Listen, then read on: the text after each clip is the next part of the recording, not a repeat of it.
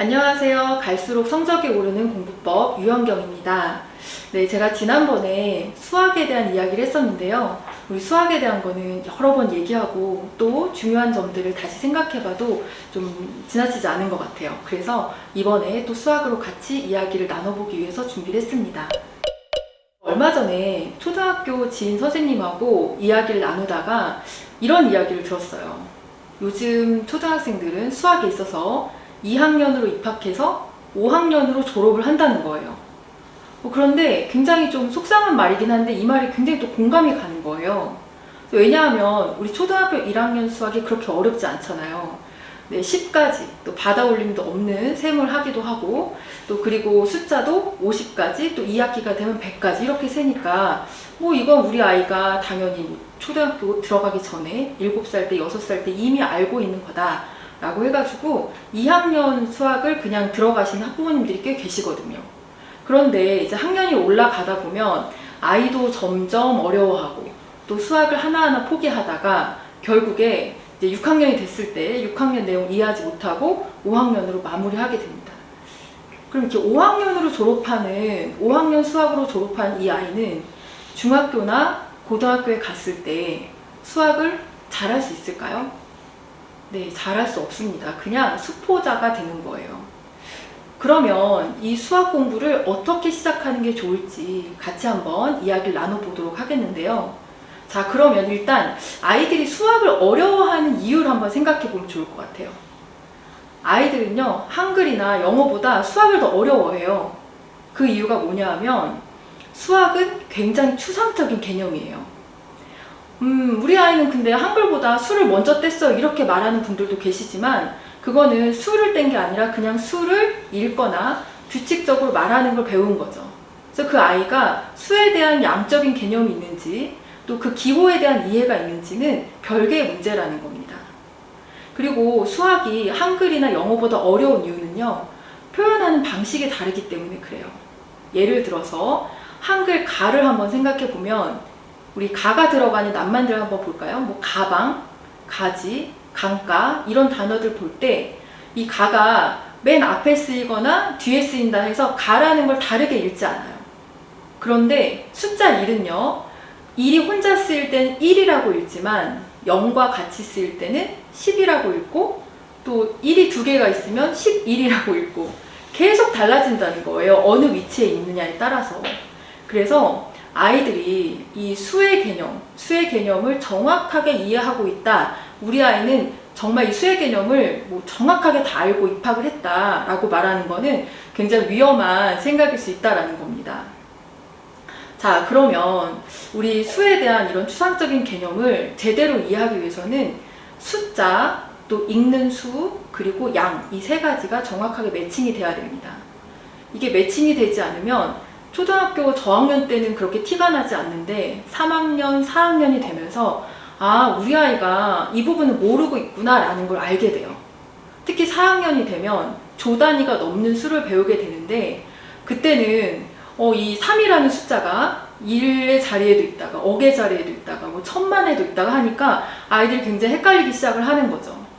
네, 그래서 우리 아이가 정말 이 수의 자릿수와 양의 개념을 제대로 알고 있는지 보려면 관련된 문제를 일관성 있게 맞는가라는 걸 한번 보실 필요가 있으세요.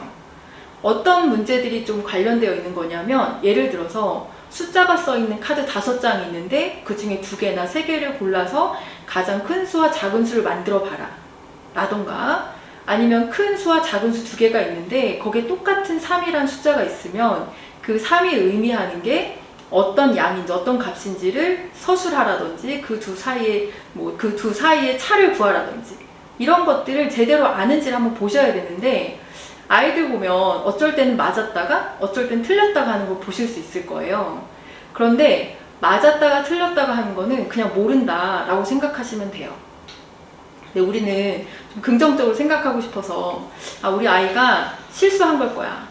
아는데 이번에 거 좀 잘못했을 거라고 생각할 수 있는데 정확하게 알지 못하면 맞을 때도 있고 틀릴 때도 있는 거거든요. 차라리 일관성 있게 틀리면 우리 아이가 이거 모르는구나 라고 생각하고 복습하거나 다시 배우면 되는데 이렇게 맞았다 틀렸다 하게 되면 아이도 엄마도 알지도 모른다는 그런 착각을 하게 됩니다. 그래서 우리 아이가 제대로 알고 있는지, 수의 개념, 양의 개념을 정확하게 매칭해서 알고 있는지 보셔야 되고요. 자, 그렇다면 이 수를 배울 때 어떻게 시작하는 게 좋을까라고 생각을 해보면요. 이 수를 배우는 가장 좋은 방법은 우리 일상생활 속에서 자연스럽게 숫자와 양을 매칭시켜 보는 그런 방법들이 있습니다. 근데 우리 일상생활에서 수에 굉장히 많이 노출되어 있다는 거 알고 계시죠? 네, 그런데 우리가 아이들하고 대화를 나눌 때는 이렇게 많은 수의 상황에서 수에 대한 이야기를 잘 하지 않아요. 그리고 우리가 아이들과 대화 나눴던 것들 가만히 생각을 해보면 그냥 뭐 밥 먹었니? 학교 잘 갔다 왔니? 이런 일상의 대화들을 그냥 하지 뭐 정말 수에 대해서 같이 생각해 보거나 그러지 않거든요. 그런데 수와 만나는 그런 상황들 굉장히 많죠. 뭐 예를 들면 시간을 볼 때도 몇 시 몇 분이야 이렇게만 얘기할 수도 있지만 뭐 1시간 30분은 몇 분일까 이렇게 말할 수도 있고 엄마가 의도적으로 시간의 표현을 다르게 해볼 수도 있다는 겁니다. 그리고 아침에 아이 키를 잴 때도 1m 30이네 이렇게 말할 수도 있고 130이야 이렇게 말할 수도 있겠죠. 그래서 키를 재거나 시간을 보거나 아니면 마트에서 장을 볼 때 수와 노출될 수 있는 그런 다양한 환경 속에서 아이와 의도적으로 대화를 나눠주면서 내 생활 속에 이렇게 수가 많고 이렇게 써진 숫자는 이만큼의 양을 갖고 있어 라는 거를 아이들이 자연스럽게 익히도록 해주시면 좋겠죠. 그리고 이거는 이제 내가 초등학교 저학년 아이들한테 처음 시작할 때 이렇게 이야기하지만 그런데 만약에 고학년인데 이게 발견이 됐다. 그럼 너무 실망하지 마시고 괜찮습니다. 우리 이 아이가 수에 대해서 양의 개념을 제대로 알고 있는가 라는 거를 다시 한번 복습을 해주시고 차근차근 풀어보시면 되는데 그럴 때 제가 또 약간 걱정이 되는 게 그러면 이 연산 문제집 더 많이 풀어야 되고 수학 문제집 열심히 풀다 보면 어느 날 갑자기 깨달음이 오겠지 이렇게 생각할 수도 있는데요. 그거는 또 아니에요. 아이가 또 그걸 과업으로 하다 보면 또 외우듯이 그걸 막 풀어버리는 경우가 있거든요. 그래서 정확하게 아이와 대화를 나누면서 아이에게 한번 설명을 해보라고 하거나 아니면 엄마가 설명하는 거를 알아듣는지 한번 보거나 이렇게 정확한 개념을 잡으면서 가는 게 중요합니다. 네, 수를 배우는데 가장 기본이 되는 개념이에요. 이 수가 제대로 되어지지 않으면 나중에 수의 종류도 많아지고 단위도 커지고 할 때 아이들은 정말 큰 혼란을 겪게 되거든요. 초등학교 때는 자연수로 시작하지만 뭐 정수, 유리수, 무리수, 복소수 다양한 수들이 나오는데 이 수에 대한 개념들을 하나하나 정리해 나가면서 갈 때 아이들이 중학교, 고등학교에 갔을 때 수학을 어렵지 않게 접할 수 있지 않을까라는 생각을 합니다. 오늘은 우리 수학 공부 어떻게 시작할까? 또 수와 양을 어떻게 매칭을 시켜가며 알아볼까? 라는 이야기를 나눴는데요.